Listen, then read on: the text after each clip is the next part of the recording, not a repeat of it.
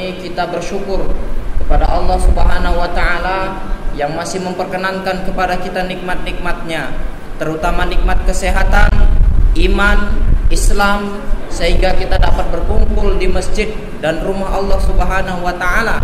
Ini dalam rangka untuk belajar dan mengajarkan Al-Qur'an.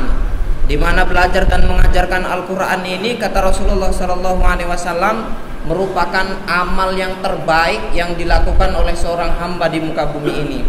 Kaum muslimin, para hadirin yang dimuliakan oleh Allah Subhanahu wa taala. Kemudian yang kedua, kita senantiasa berselawat kepada Rasulullah SAW beserta keluarganya, para sahabatnya, serta orang-orang yang senantiasa mengikuti jejak langkah Rasulullah SAW sampai datangnya hari kiamat. Kaum muslimin yang dimuliakan oleh Allah Subhanahu wa taala, alhamdulillah pada kesempatan yang berbahagia ini kita berkumpul dan di tengah-tengah kita sudah hadir seorang ustadz yang merupakan seorang penulis dan seorang penerjemah buku, ya, jadi banyak karya-karya beliau yang dari bahasa Arab diterjemahkan ke bahasa Indonesia, sekitar 100 lebih ya Ustaz. 97 terjemahan dan 7 tulisan. Jadi beliau sudah sangat pakar dalam bahasa Arab untuk menerjemahkan ke dalam bahasa Indonesia, karena sudah 97 kitab yang diterjemahkan. Kemudian beliau juga seorang penulis dan buku yang saat ini sangat fenomenal, yaitu buku tentang balita pun hafal Al-Quran. Sebenarnya bukan balita saja, tapi balita pun dan lansia bisa menghafal Al-Quran dengan mudah kalau punya motivasi dan punya keinginan, plus punya teknik dan metode yang tepat. Kemudian insya Allah, bahkan di sini diungkapkan ada usianya sudah 70 lebih, 74 tahun.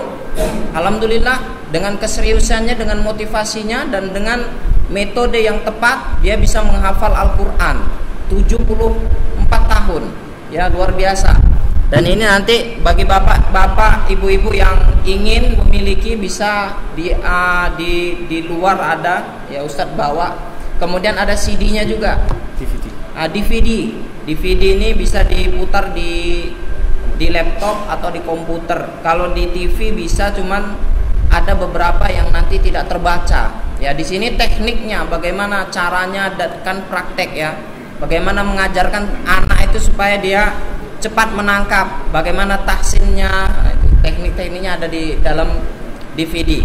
Baiklah kaum muslimin, para hadirin yang dimuliakan oleh Allah Subhanahu wa taala, agar tidak memperpanjang waktu, maka untuk selanjutnya waktu akan kita persilahkan kepada Ustadz Salafuddin Abu Said yang merupakan seorang penulis dan beliau juga seorang guru di pesantren Tahfidzul Quran Ishkariman, yang merupakan pesantren tahfidz terbesar untuk Solo ya Ustaz, yaitu tepatnya di Tawangmangu. Kepada Ustadz Salafuddin kami persilakan dengan hormat.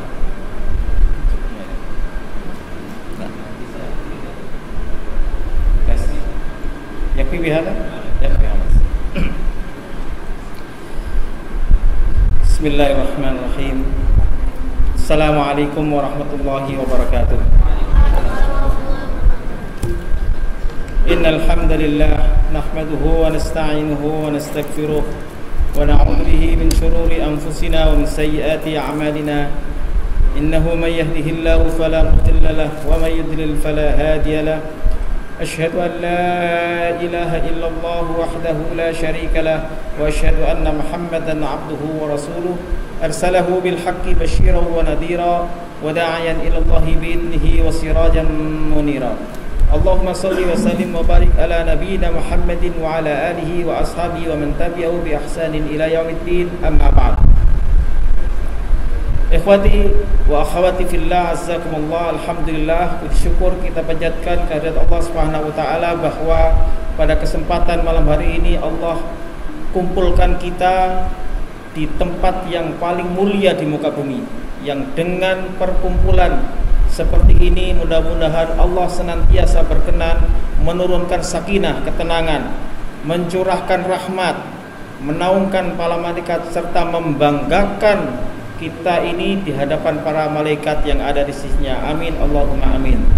Rasulullah sallallahu alaihi wasallam dalam sebuah hadis bersabda, "Majtama'a qaumun fi baitin min buyutillah yatluna kitaballah wa yatadarasunahu fima bainahum illa nazalat 'alaihimus sakinah wa ghasyiyatuhumur rahmah wa haffathumul malaika wa dzakarahumullahu fi man 'indah." Tidaklah suatu kaum itu berkumpul di salah satu di antara rumah Allah, di majlis ilmu, di masjid ini, yatluna kitaballah, mereka membaca Al-Qur'an, wa yatadarasunahu, kemudian mereka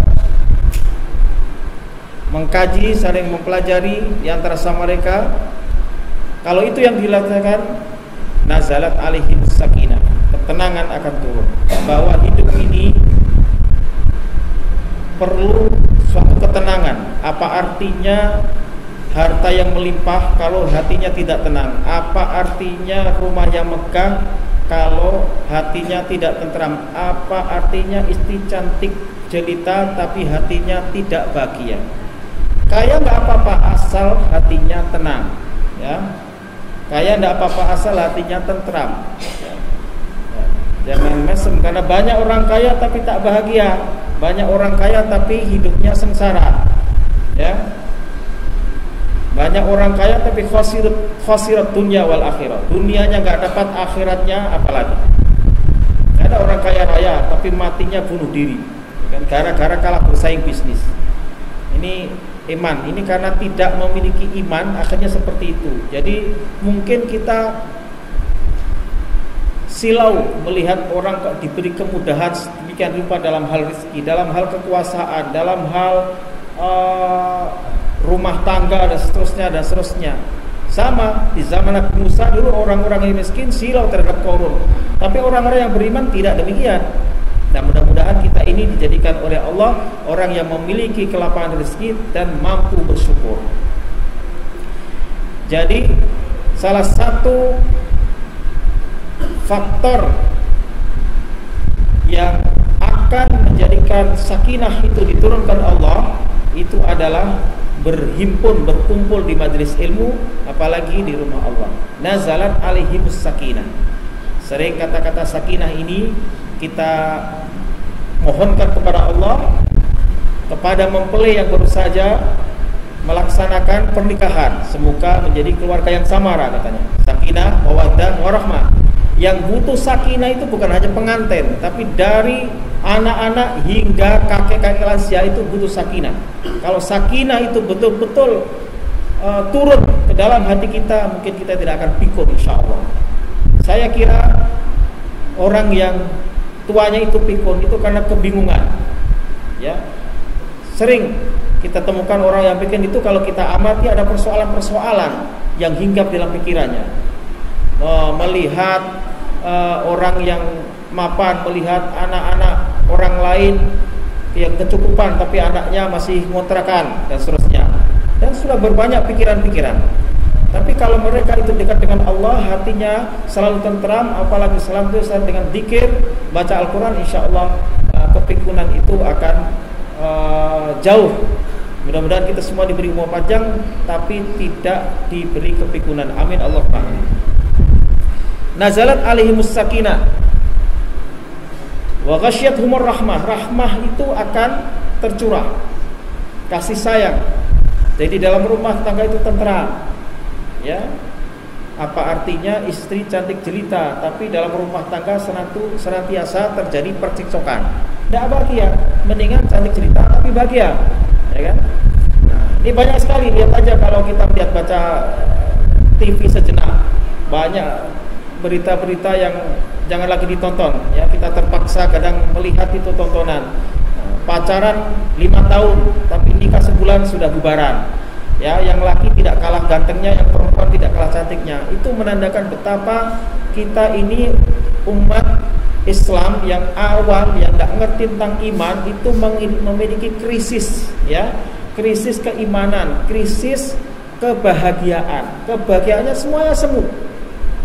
Habis menjadi partner politik, habis menjadi partner bisnis, habis menjadi partner dari manajer, habis itu perang-perangan, gibah-gibahan. Gibah nggak main-main, bukan hanya cerita ke orang di media yang jutaan orang menyaksikan. Naudzubillah min dzalik. Nazalat alaihimus sakinah wa ghasyiyatuhumur rahmah wa hafathumul malaikah. Malaikat itu akan menaungi. Luar biasa. Dulu kita tahu bahwa ketika Rasulullah SAW berdagang itu, malaikat itu menjalankan mendung sehingga Rasulullah dalam tidak kepanasan, dikasih payung dari langit. Kita pun demikian insya Allah, walaupun kita tidak menyaksikan seperti itu. Rasulullah menjanjikan kalau kita rajin di majelis zikir, majelis ilmu, maka malaikat akan menaungi. Tapi kalau kita jarang di majelismu, maka sebaliknya setan akan menaungi. Maka rasanya panas ketika orang pertama kali ngaji ke masjid itu. Bahkan kadang orang dengar pengajian itu telinganya panas. Ya, berbeda kalau sudah orang yang sudah qalbuhu mu'allaqun bil masajid, hatinya itu terikat dengan masjid. Badan sakit itu rindunya itu inginnya ke masjid. Bahkan mungkin sampai dipaksa-paksa ingin ke masjid seperti itu. Dan memang seharusnya seorang mukmin itu qalbuhu mu'allaqun bil masjid, hatinya terikat dengan masjid. Bayangkan Abdullah ibnu Ummi Maktum pernah meminta izin. Ini kan buta, sholat subuh, bayangin zaman itu nggak ada yang nuntut. Bolehkah adakah rukhsah? Kata Nabi, hal sami'tan nida, dengar adzan nggak? Dengar. Ya kalau gitu ya panggilan itu Anda penuhi, datang ke masjid. Bahkan Abdullah ibnu Maktum itu salah satu muadzin. Dia buta tapi dia tukang adzan. Itu kata Nabi, atwalu aqnaqan yaumal qiyamah. Lehernya paling tinggi, paling panjang pada kiamat. Artinya memiliki kemuliaan yang sangat tinggi. Wa hafathumul malaika, yang hebat lagi, wa dzakarahum wa fi man inda. Allah menyebut, membanggakan orang yang hadir di majelis ilmu itu di hadapan para malaikat yang ada di sini. Mudah-mudahan kita semua ini termasuk golongan yang disebut oleh baginda Nabi Muhammad sallallahu alaihi wasallam. Ma'asyiral muslimin, ikhwati wa akhwati fillah, jazakumullah. Pada kesempatan kali ini saya akan membahas tentang sebuah maudhu, kaifa yata'amal mu'min ma'al Qur'an. Bagaimana interaksi seorang mukmin dengan Al-Qur'an.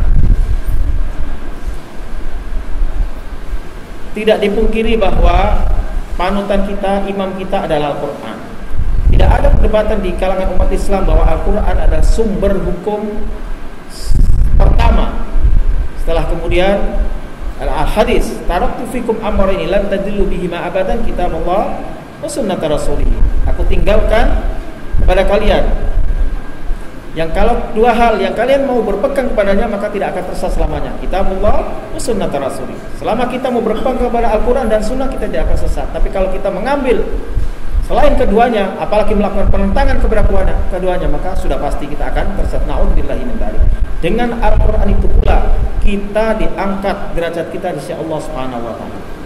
Laqad anzalna ilaikum kitaban fihi dzikrukum afala taqilun. Sungguh kami telah menurunkan suatu kitab, yaitu Al-Quran, fihi dzikrukum. Di dalam Al-Quran itulah sebutan kalian. Kita akan mulia, kita akan berjaya, kita akan sukses dunia dan akhirat manakala kita berpegang pada Al-Quran. Kitab Allah, sunnat Rasul. Kitab Allah dan sunnat Rasul. Ada beberapa hal yang perlu kita perhatikan berkenaan dengan Al-Quran. Bagaimana semestinya seorang muslim itu berinteraksi dengan Al-Quran. Kaifa yata'amal mu'min ma'al Quran. Atau mungkin kita bisa katakan kaifa wajibul muslim nahwal Quran. Kewajiban seorang muslim terhadap Al-Quran. Pertama yang menjadi kewajiban kita adalah ta'allumul Quran wa ta'limuhu. Belajar dan mengajar Al-Quran. Hadis yang sudah sangat populer diriwayatkan Imam Bukhari, Rasulullah bersabda, khairukum man ta'allamal Qur'ana wa 'allama. Khairukum man ta'allamal Qur'ana wa 'allama. Sebaik-baik kalian adalah orang yang belajar Al-Qur'an dan mengajarkannya. Ini adalah suatu proses yang berkesinambungan di mana Rasulullah SAW itu diajari oleh malaikat Jibril. Malaikat Jibril dititipi wahyu oleh Allah SWT, disampaikan kepada Rasulullah SAW. Mulai dari surat Al-Alaq 5 ayat pertama, Iqra Iqra bismi rabbikal ladzi khalaq, khalaqal insana min 'alaq, Iqra wa rabbukal akram alladzi 'allama bil qalam, 'allamal insana ma lam ya'lam. 5 ayat ini turun, Rasulullah menggigil. Pulang ke rumah, lapor kepada Khadijah. Dengan begitu gemetar, zamiluni, selimuti aku selimut. Pertama kali ayat perintah untuk membaca dengan nama Rabbu, Rasulullah menggigil. Kemudian ayat itu diajarkan kepada sahabat kepada sahabat jamaah lain, kemudian setelah itu kepada para tabi'in sampai zaman kita sekarang ini. Tidak ada satu kitab pun di dunia ini yang terjaga keasliannya kecuali Al-Quran. Ada manuskrip ya di zaman dahulu, kitab zaman dahulu, tapi diperdebatkan keabsahannya. Bayangkan Injil yang beredar sekarang, ada 4 Injil. Itu ditulis oleh tokoh-tokoh mereka 300 tahunan setelah sepeninggal Nabi Isa alaihissalam. Gubahan. Mungkin sebagainya benar, tapi kebanyakan adalah karangan. Tapi Al-Quran mau dipalsukan 1 huruf saja, 1 harokat saja, 1 mat saja, ketahuan. Orang baca Malikin Nas atau Malikin Nas, itu sudah ketahuan mana yang salah, mana yang benar. Hanya modot saja, apa modot itu? Memanjang sedikit saja, itu sudah ketahuan mana yang benar, mana yang salah. Beda harokat saja, karena Al-Quran itu terjaga keasliannya mulai dari sejak turun sampai hari kiamat. Dan luar biasanya Al-Quran itu sebelum ditulis di dalam mushaf itu disampaikan secara talaki, diajarkan. Rasulullah mengajarkan kepada sahabat kepada tabi'in dan seterusnya, berantai, bersanad. Jadi adanya mushaf ini adalah belakangan. Bahkan di zaman Abu Bakar baru dikumpulkan setumpuk itu. Ada yang di kulit binatang, ada di pelepah kurma, ada yang mungkin di semacam alat telus lauh misalkan, yang ada di zaman itu. Itu pun atas inisiatif Sayyidina Umar bin Khattab, seorang sahabat yang sangat cerdas, yang dulu adalah seorang yang sangat luar biasa dalam memusuhi Islam. Tapi masuk Islamnya gara-gara membaca awal surat Toha.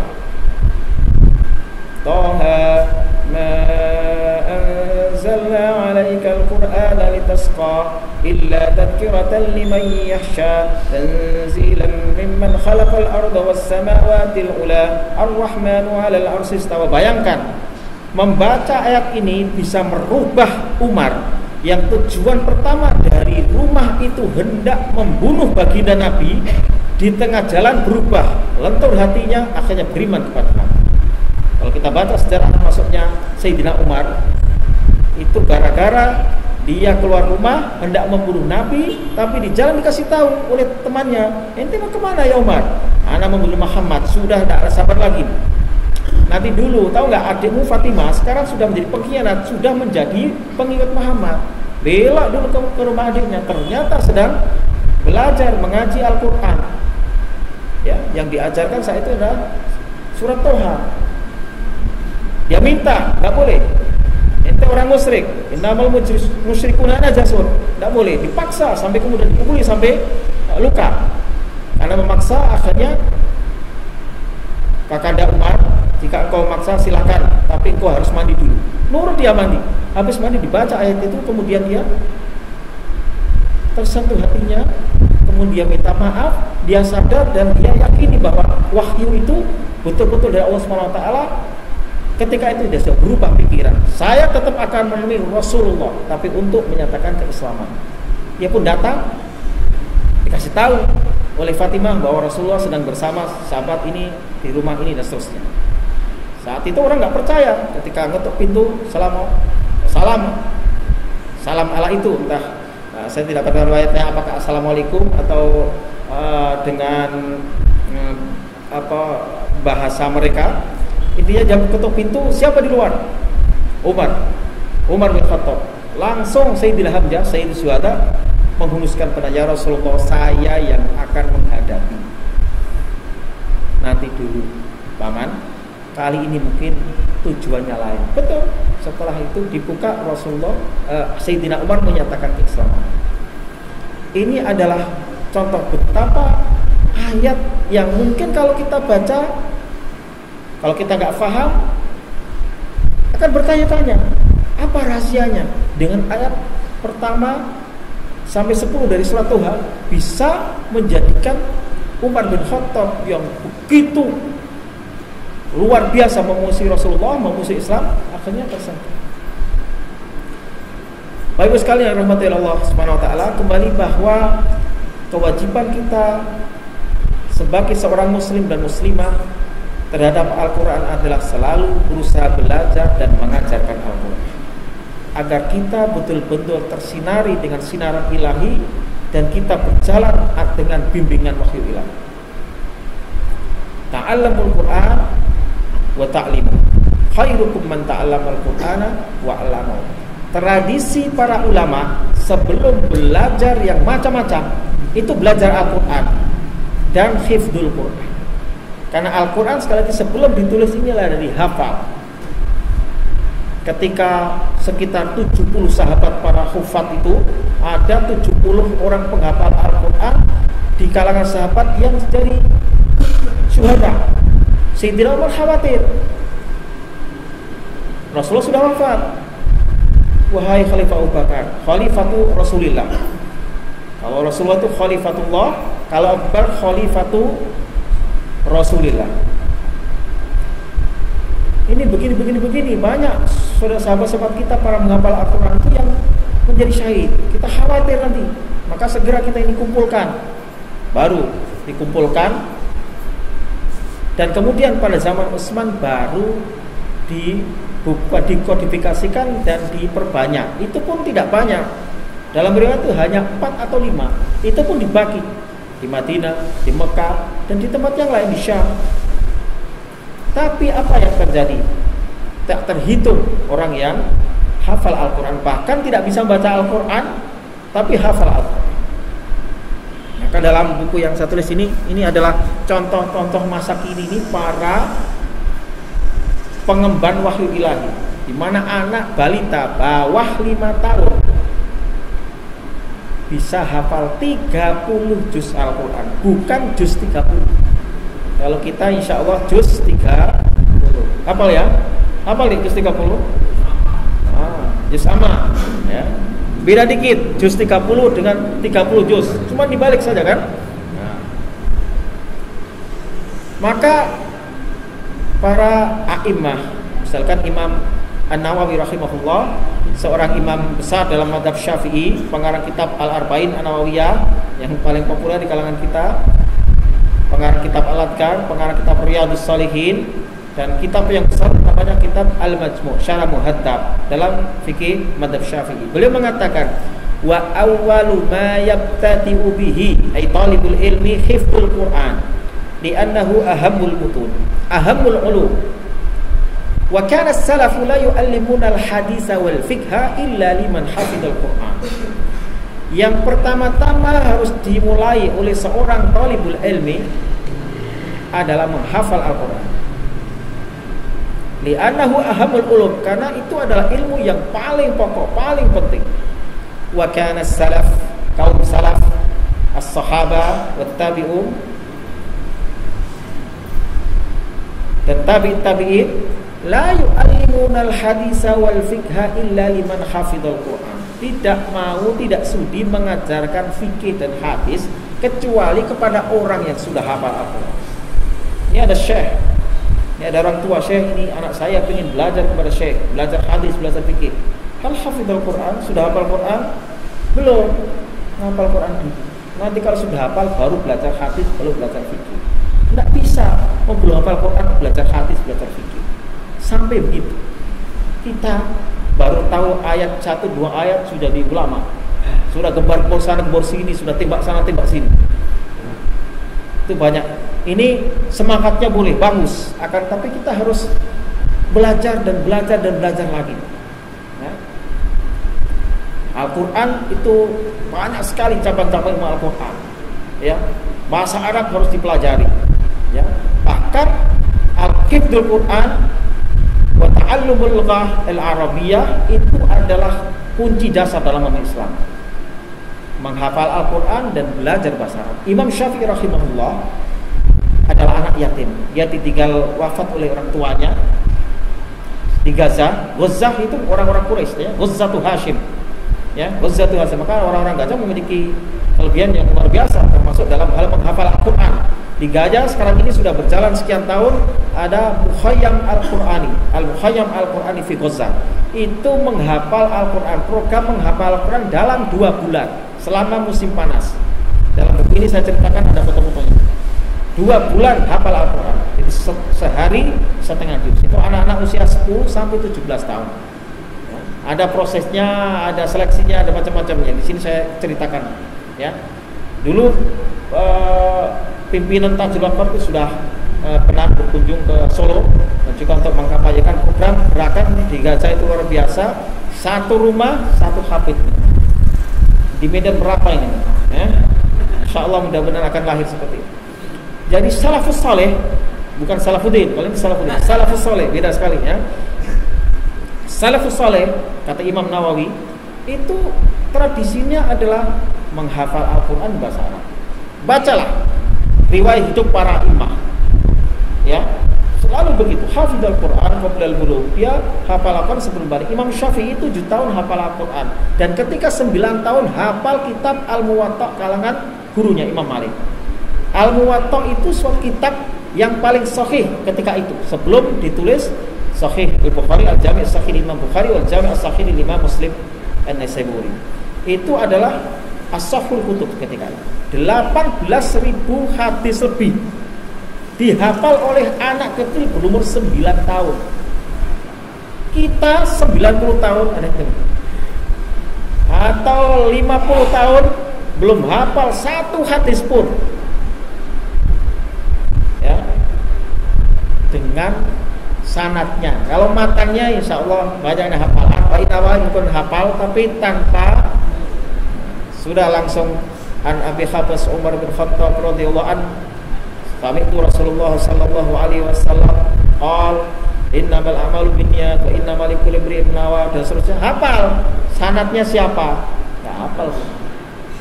Dan mereka itu para imam al-imam al-muhaddisin, ahlul hadis itu hafal dengan sanadnya. Ada gelar al-hafid itu bukan gelar hafal Quran. Hafal Quran enggak ada gelarnya kecuali di Indonesia. Al-Hafid, si fulan Al-Hafid. Nggak ada tradisi Indonesia ada. Al-Hafid itu, Hafid Quran itu ya nggak dianggap.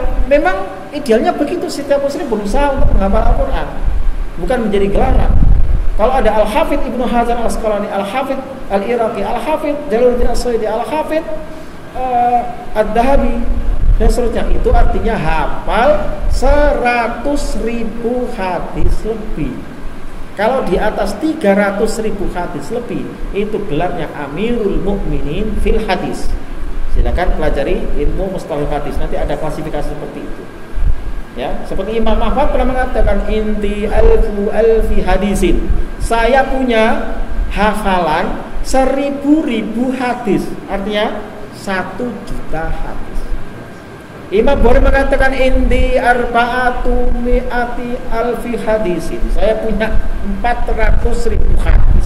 Saya seleksi lagi menjadi 100.000 hadis. Saya seleksi lagi selama 16 tahun menjadi Al-Jami'us Shahih 7.350 hadis.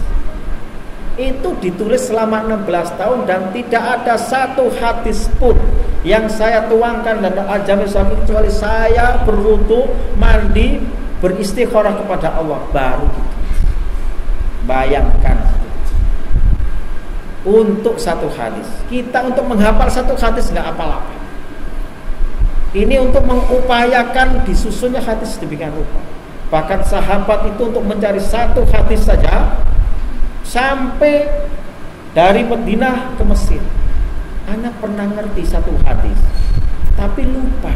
Yang ingat itu sahabat saya, sekarang ada di Mesir. Ya sudah, saya mau ke sana. Siapa namanya? Si fulan.